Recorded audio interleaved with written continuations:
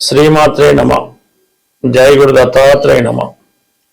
ఈ వీడియోలో మనం కుంభరాశి వారికి ఏప్రిల్ నెల మాస ఫలితాలు తెలుసుకునే ప్రయత్నం చేద్దాం. మరి కుంభరాశి వారికి ధనస్థానంలో ప్రస్తుతం 3 గ్రహాలు సంచరించడం జరుగుతుంది. అయితే ఈ కుటుంబ స్థానంలో శని, రవి, కుజ ఈ గ్రహాలు పరస్పరం శత్రుగ్రహాలు అవడం వల్ల కుటుంబ సభ్యుల మధ్య తీవ్రమైన విభేదాలు రావడం జరుగుతూ ఉంటుంది.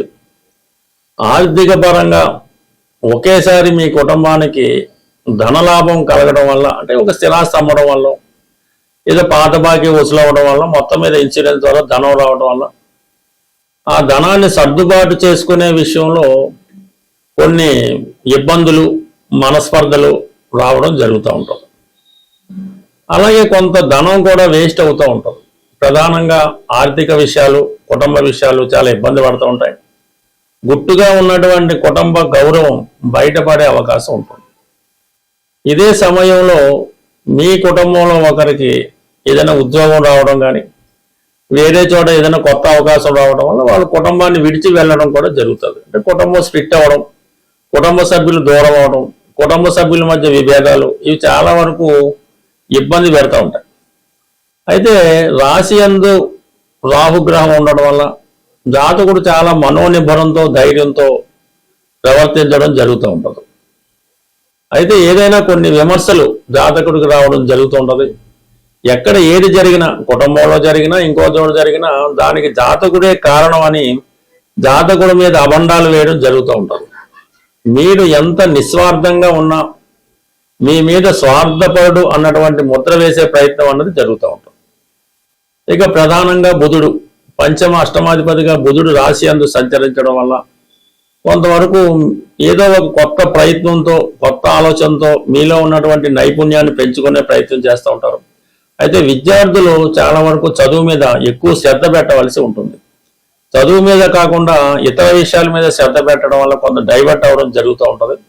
కంపల్సరీగా విద్యార్థులు ఏదైనా ఉద్యోగాన్ని ఆశిస్తూ ప్రిపేర్ అవుతున్నటువంటి నిరుద్యోగులు కంప్లీట్గా మిగతా విషయాలు పక్కన పెట్టి చదువు మీద పెడితేనే విజయం సాధించగలుగుతారు. లేని పక్షంలో ఈ సంవత్సరం కూడా కొంతవరకు వేస్ట్ అయ్యే అవకాశం ఉంది. కాబట్టి గట్టిగా ప్రయత్నం చేయడం మంచిది. ఇదే బుధుడు మనకి 9వ తారీఖున, ఏప్రిల్ 9వ తారీఖున ధనస్థాన ప్రవేశంతో అక్కడ మరింత జటిలం అవుతూ ఉంటుంది. ఈ కుటుంబపరమైన విషయాల్లో కొంత చికాకులు మరింత ఎక్కువ అవడం, ఇతరుల ప్రమేయం కూడా కుటుంబ విషయాల్లో కలగజేసుకోవడం, ఆర్థిక పరంగా కొంత లిటిగేషన్లో ఇబ్బందులతో ఎదుర్కోవడం జరుగుతూ ఉంటుంది. ఇక ఇదే పక్కన పెడితే శుక్రుడు ఈ రాశి వారికి మరి శుభగ్రహం, చతుర్థ భాగ్యాధిపతిగా తృతీయ స్థాన సంచారం వలన ఒక కొత్త మిత్రులు పరిచయం అవుతారు. ఒక స్త్రీ పరిచయం ద్వారా మీ జీవితానికి ఒక మలుపు రావడం జరుగుతూ ఉంటుంది. అలాగే మీ ప్రతి సమస్యకి ఎవరో ఒకరు సహకరించి ఆ సమస్యని పరిష్కరిస్తూ ఉంటారు. మరి పంచమంలో ఉన్నటువంటి గురువు కూడా మరి భాగ్య దృష్టితో కుంభరాశిని వీక్షించడం వల్ల, దైవభక్తి వల్ల అయితేనే, మీ సంతానం యొక్క సహకారం వల్ల అయితేనే ఈ సమస్యలను ఏదో విధంగా పరిష్కరించుకునే ప్రయత్నంలో విజయవంతం అవడం జరుగుతూ ఉంటుంది. బట్ ఏదైనప్పటికీ కూడా మీకు మరి కొన్ని విషయాల్లో రాజీ ద్వారంలోనే వెళ్ళాలి తప్ప గట్టిగా పట్టుబట్టినా, మీ మాట నెగ్గాలని కూర్చున్నా కూడా అది చాలా ఇబ్బంది కలిగే అవకాశం ఉంటుంది. కాబట్టి కొంత పట్టు విడుపుగా ముందుకు వెళ్ళడం మంచిది.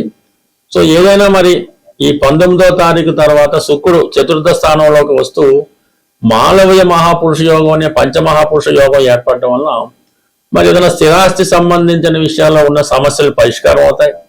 గృహ వాతావరణం కొంతవరకు ప్రశాంతంగా మారి చాలా వరకు సందడిగా, ఆనందంగా, గృహ విషయంలో అనుకూలంగా ఉంటుంది. గృహంలో ఉన్నటువంటి వ్యక్తులు కూడా పరస్పర సామరస్యంతో మెలగడం జరుగుతూ ఉంటుంది.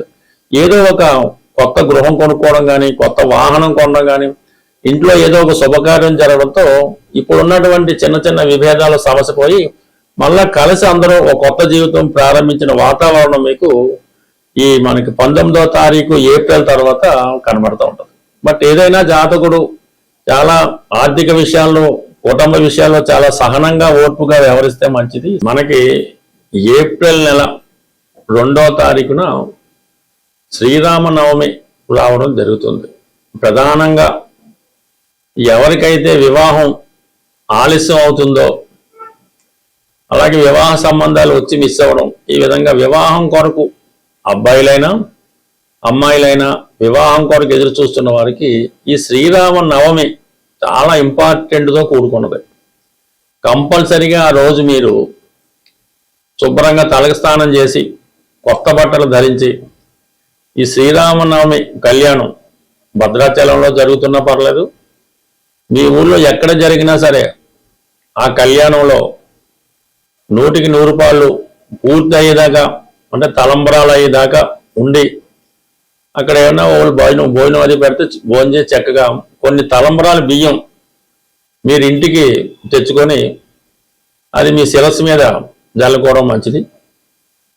వీలున్నవారు భద్రాచలంలో కూడా మనకి ఈ తలంబరాల బియ్యం ఇవ్వడం జరుగుతుంటుంది. అవి ఎవరన్నా తేగలిగితే, అది పెద్దవాళ్ళు ఎవరైనా మీ పిల్లలకి వివాహం జరగవలసి ఉంటే వాళ్ళకి ఆశీర్వదిస్తూ ఆ తలంబరాల బియ్యం వాళ్ళ తల మీద పెట్టడం వల్ల 100కి 100 రూపాయలు వివాహం అన్నది నిశ్చయం అవడం జరుగుతుంటుంది. కాబట్టి వీలున్న వాళ్ళు ఈ శ్రీరామనవమి వేడుకల్లో పాల్గొనడం, ఇంకా ఓపిక ఉన్న వాళ్ళు తల్లిదండ్రులు కూడా పిల్లలకి వివాహం జరగడం లేదు అనుకున్న వాళ్ళు ఒకసారి శ్రీరామనవమి పీటల మీద కూర్చొని ఆ రాముల వారి కళ్యాణం మీ చేతుల మీదుగా జరిపించడం వల్ల తొందరలోనే మీరు మరొక వివాహం మీ పిల్లవాడికి అమ్మాయికో చేసే భాగ్యం అన్నది ఆ భగవంతుడు మీకు కల్పించే అవకాశం ఉన్నది.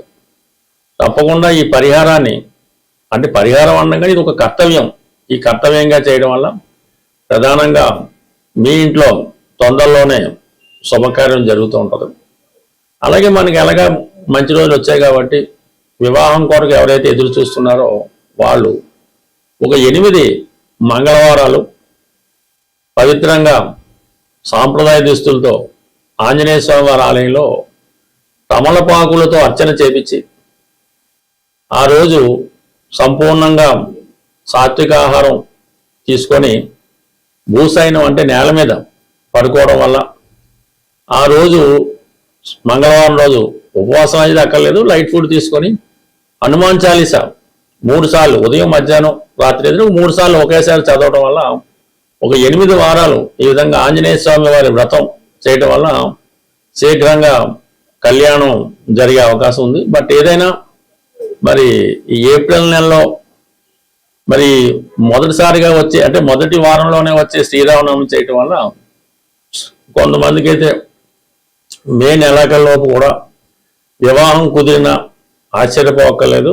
ప్రేక్షకులకు ఒక చిన్న విజ్ఞప్తి, ఈ మార్చి నెల 29వ తారీఖు అంటే ఆదివారం రోజు హైదరాబాదులో జ్యోతిష విజ్ఞాన కేంద్రం వారి సహకారంతో ఈ సుందరయ్య విజ్ఞాన కేంద్రంలో ఒక జ్యోతిష మహాసభ నిర్వహించడం జరుగుతుంది. అంటే అందులో ప్రముఖమైనటువంటి వ్యక్తులు వారి అభిప్రాయాలు, అంటే జ్యోతిష్ శాస్త్రరీత్యా కొన్ని ప్రధానమైన టాపిక్స్ తీసుకొని ప్రసంగించడం జరుగుతూ ఉంటుంది. ఈ జ్యోతిష మహాసభలో పాల్గొందామనే ఆసక్తి కలిగిన వాళ్ళు ఎవరైనా ఉంటే 29వ తారీఖు మీ యొక్క పేర్లు ఇవ్వడం, కానీ డైరెక్ట్గా కూడా సభకు వచ్చిన ఇబ్బంది ఏం లేదు. అయితే మరి ఆ సభకి ఎటువంటి ప్రవేశ రుసుము ఉండదు, భోజన సౌకర్యం మిగతా సౌకర్యాలు కూడా ఈ సంస్థ వారే మీకు ఉచితంగా ఏర్పాటు చేయడం జరుగుతుంది. కాబట్టి ఆసక్తి ఉన్నవాళ్ళు ఈ 29వ తారీఖు జరిగే మహాసభకు హాజరవుతూ ఉన్నవాళ్ళు కంపల్సరీగా వాళ్ళ నేమ్ ఒకటి రిజిస్టర్ చేసుకుంటే ఏర్పాట్లు చేసుకోవడానికి అనుకూలంగా ఉంటుంది. కాబట్టి కొంతవరకు సహకరిస్తారని ఆశిస్తూ స్వస్తి. ప్రేక్షకులకు ఒక చిన్న విజ్ఞప్తి, ఈ మార్చి నెల 29వ తారీఖు అంటే ఆదివారం రోజు హైదరాబాదులో జ్యోతిష విజ్ఞాన కేంద్రం వారి సహకారంతో ఈ సుందరయ్య విజ్ఞాన కేంద్రంలో ఒక జ్యోతిష మహాసభ నిర్వహించడం జరుగుతుంది. అంటే అందులో ప్రముఖమైనటువంటి వ్యక్తులు వారి అభిప్రాయాలు, అంటే జ్యోతిష్ శాస్త్రరీత్యా కొన్ని ప్రధానమైన టాపిక్స్ తీసుకొని ప్రసంగించడం జరుగుతూ ఉంటుంది. ఈ జ్యోతిష మహాసభలో పాల్గొందామనే ఆసక్తి కలిగిన వాళ్ళు ఎవరైనా ఉంటే 29వ తారీఖు మీ యొక్క పేర్లు ఇవ్వడం, కానీ డైరెక్ట్గా కూడా సభకు వచ్చిన ఇబ్బంది ఏం లేదు. అయితే మరి ఆ సభకి ఎటువంటి ప్రవేశ రుసుము ఉండదు, భోజన సౌకర్యం మిగతా సౌకర్యాలు కూడా ఈ సంస్థ వారే మీకు ఉచితంగా ఏర్పాటు చేయడం జరుగుతుంది. కాబట్టి ఆసక్తి ఉన్నవాళ్ళు ఈ 29వ తారీఖు జరిగే మహాసభకు హాజరవుతూ ఉన్నవాళ్ళు కంపల్సరీగా వాళ్ళ నేమ్ ఒకటి రిజిస్టర్ చేసుకుంటే ఏర్పాట్లు చేసుకోవడానికి అనుకూలంగా ఉంటుంది. కాబట్టి కొంతవరకు సహకరిస్తారని ఆశిస్తూ స్వస్తి.